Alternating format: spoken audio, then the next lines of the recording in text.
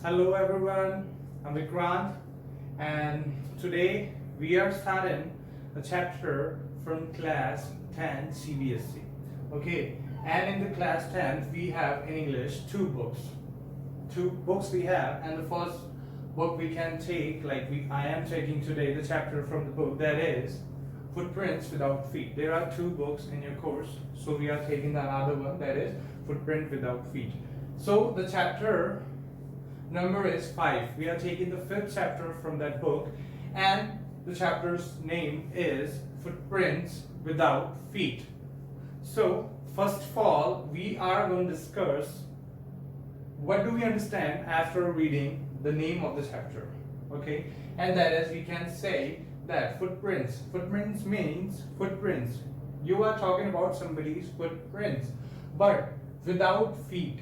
There were footprints, but there were no feet. It means the person was invisible. The person was invisible. Okay, we are talking about a person who we cannot see with human eye. But there was a thing that you can, if touch that person, you will be able to touch. But the thing is, you cannot see that person. But that person was totally available physically, but you couldn't see that. Okay, so it's all about that. And the Invisible Man is a novel. The Invisible Man is itself a novel. Okay, and it used to be in class 12 course earlier, but now it's not there. So there is a simple and a very short extract you guys have in your class, in class 10. Okay, it's not the whole novel we have, it's just a little extract from the novel we have got in our course, and it was written by Mr. H.G. Wells. So the full form of H.G. is Herbert George. Mr. Herbert George Wells wrote this novel. Okay, as he was very good in writing science fictions, and he wrote some biographies, he wrote some autobiographies and stories and fictions, all of them. And especially his science fictions made him so popular, okay, and so famous.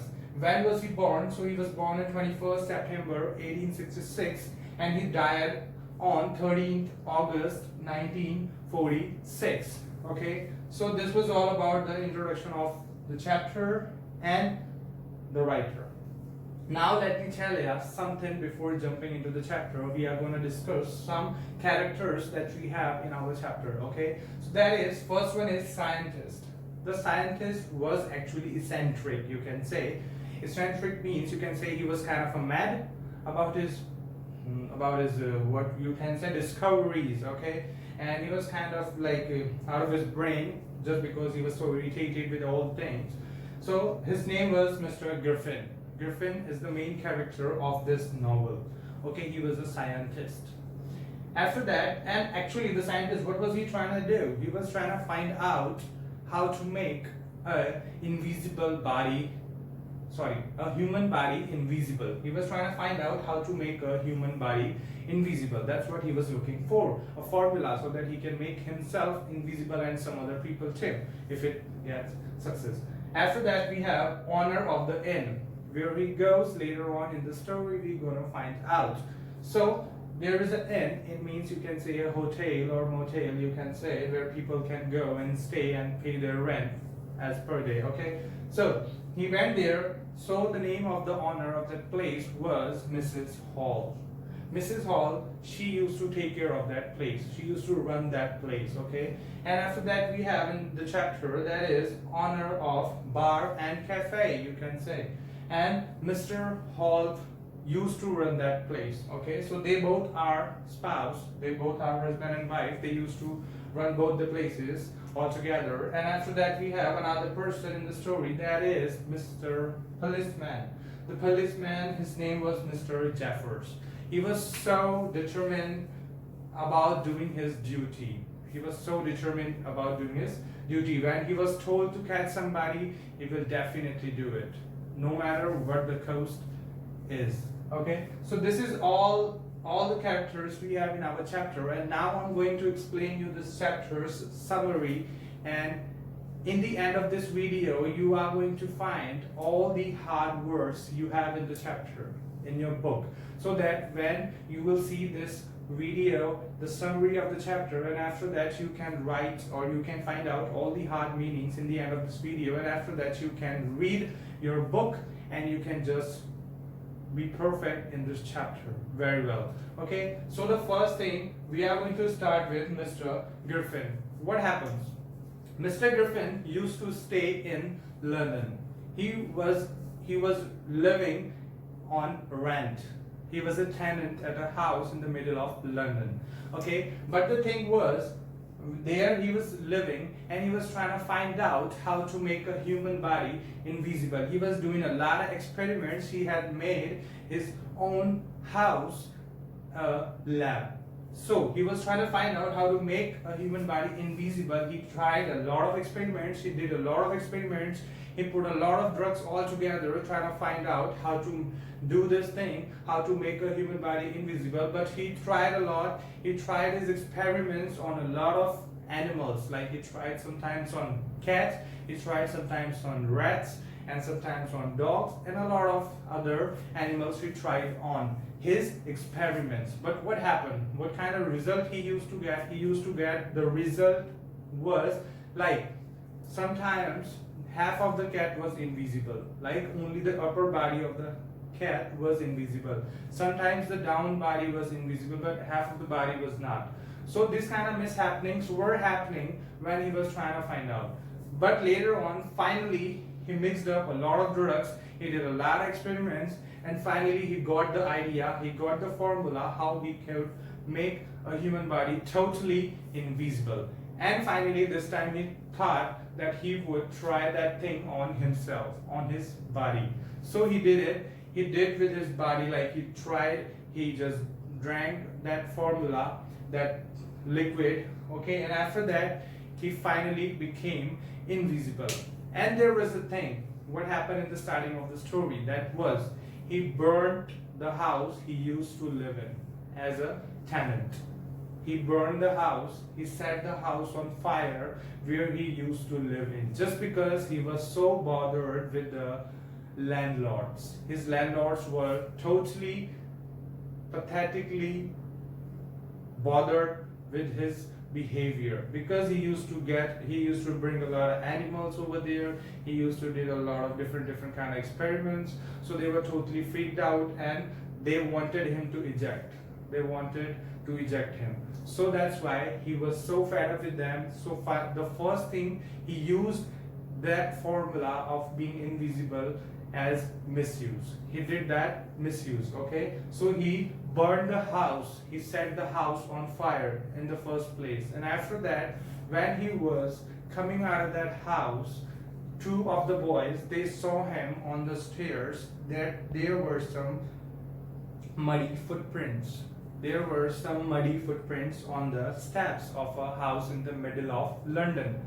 And they were thinking, my God, man, there is no man, but where these footprints are coming, okay? So from there comes our chapter's name. So they trying to find out. They started trying to find out, but they followed the footsteps of that man. Those muddy footprints, they started following. But after a few steps, after a few yards, those footprints became fainter and fainter, and in the end, they disappeared. And the boys were totally bewildered. They were totally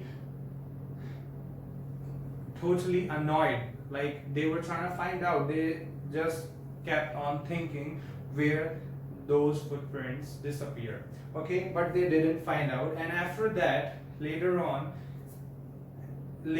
he went further, and he went there. Actually, there was the late of December, and it was totally so cold in London. Especially, you guys must know that London is kind of a cool place, and especially when it's December and there's a Christmas, so it's snowfalls. So that kind of environment was there, and he found himself totally naked, because if he would wear on some clothes, he could be seen. So that's why he could not wear on any kind of clothes. So he finally decided to go to a big mall in London, in the middle of London. He went to that big bazaar, or you can say big mall, and there he waited until it got shut down, until it got closed. He waited over there, he waited, and after that, when it got closed, he just went to some shops. He found himself, he uncovered some boxes, and then he found himself some clothes. He wore on some heavy and some warm clothes. He made himself warm. After that, he went to another restaurant in that shopping mall. He found in the kitchen there some cold meat. He found himself some cold meat, and he drank some coffee from there. He filled his tummy totally. After that, he went to a shop, and again back there he fell asleep on the pile of quilts. Okay, but the thing what happened in early in the morning, when he was supposed to wake up and escape from there before anybody arrives, he did not do that. He was not able to do that. He was so tired that he fell asleep and he could not wake up on time. And then when he woke up, he saw that all the people, those who used to work there, okay, all the people, those who used to work there, they arrived at that place before waking us up. Okay, so when he woke up, he saw those people, and those people saw him, and he panicked at the moment, and he started running. So all that people followed him. They thought that he is a thief or something, but he started running, and to save himself, he had to leave all those clothes behind. He had to remove all those clothes, and he had to get naked. And that's what he did. He removed all his clothes. He came out of his comfort zone, and again he was in the middle of London and totally naked. Okay, after that what happened? After that what happened, we need to find out, and that's what we are going to do. So later on, what happens after this incident, he finally decides that definitely he is going to do something about this thing, and he decided to go to Drury Lane. There is a place, Drury, Drury Lane, a place where he could find some clothes, like just because there were some drama clothes he could find, some drama clothes he could find himself. So he decided to go to Drury Lane where he could find some drama clothes, and he found himself a long coat, some whiskers, okay, and after that he found himself a dark glass so that he could hide his eyes. He found some bandages to cover his face with, and he found a big hat so that he could cover himself a little bit, his forehead and all. So finally he got all the clothes, and he attacked the owner of the shop to rob him, to get all the money from his box. From his box he get all the money, and then he can leave to the Iping village. There is another place he wanted to go. He went to. Okay, but what he did, he went to Drury Lane, then he to the shop where he could find some drama clothes. He got the clothes, and while coming out of that shop, he had to in the plan to escape, he had to attack that shop owner. He attacked that person. He got all the money from him. He robbed all the money from him, and then he escaped out. And finally, now he decided that London is actually too much crowded to stay in. London was too much crowded, that he could not stay there, and he had to leave to some place where he could be in peace, and he could find the solution how to make his body again visible, what he was not able to do earlier. Okay, so finally he decided to go to Iping. He decided to go to a village, place name is Iping village. Okay, he got the train ticket, and he went there. He booked himself at the inn of Mrs. Hall. He booked himself 2 rooms, and then he gave her all the money. In the earlier only, he gave her all the money for the rooms, and she asked him she asked him about his appearance, that why are you wearing these kind of things. So he told her that I'm having some accident. I had some accident, and just because of that accident, my face is totally messed up, and that's why I'm having these bandages and all. So I cannot show you my face. But Mrs. Hall was totally happy with the money she got, so she let him stay there, and he went to his room. He told her not to be disturbed by anyone or for any kind of reason, because he wanted peace and he wanted to find out and he wanted to make himself again visible. So that's why after that, what happens? After that, he was staying there. He stayed there for a long time. Then later on, his rent was totally over. He was out of money. He had to find out some money. And then when Mrs. Hall tells him to pay his rent, he somehow convinces her that he is having a check which is pending. Later on, when he'll get the check's money, he will pay Mrs. Hall with that money. And Mrs. Hall said, okay, it's fine. But later on, Mrs. Hall find something was going on over there. As Mrs. and Mr. Hall, they were sleeping at night, and in the middle of a night, they heard some sound down there in the inn, that there was someone. They went downstairs. The locker was totally open. All the money that was gone, but they did not see anybody because Griffin was totally invisible. He robbed all the money from Mrs. Hall, and then on the next day he gave that money to Mrs. Hall. That is my rent. But Mrs. Hall got to know that this kind of cash, yesterday he was talking about that he was having a check to be cleared, and now today on the very next day he just giving me some cash, ready cash. How did he get it? So she got to doubt him. She doubted that there is something wrong. Yesterday I was robbed and now he's giving me cash. So he had something done about it. Okay, so she asked him when he leaves the room. She goes to his room and she just knocks the door, but the door was totally open. And he was not inside. On the bed there were all the things: his hat, his bandages, his glasses, and his coat, and everything was there, but he was not there. So she started to think, what is the matter? And at that time, the chair in the room, it started floating in the air, and it came towards Mrs. Hall, and it threw her out of the room, and the door was totally closed. And Mrs. Hall was totally afraid with this thing. She was totally afraid. She thought, what is happening? What is happening? That chair belongs to my grandma or my mother. That chair belongs to my mother, and that chair just threw me out of that room. What's happening? And the scientist was not in there. Later on, she called the policeman. Mr. Jeffers, and she told him about everything. Mr. Jeffers arrived.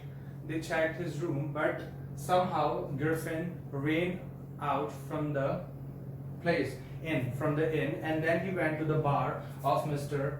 Hall. There he was sitting, and Mr. Jeffers followed him. He found Griffin over there, and Griffin was about to be arrested by Mr. Jeffers. But Griffin did not do that. Griffin threatened him. He said that you don't know me, who I am, and he started throwing all his clothes, and he became invisible. And in the end, finally, he knocked out Mr. Jeffers in the fight, and then he escaped from that place.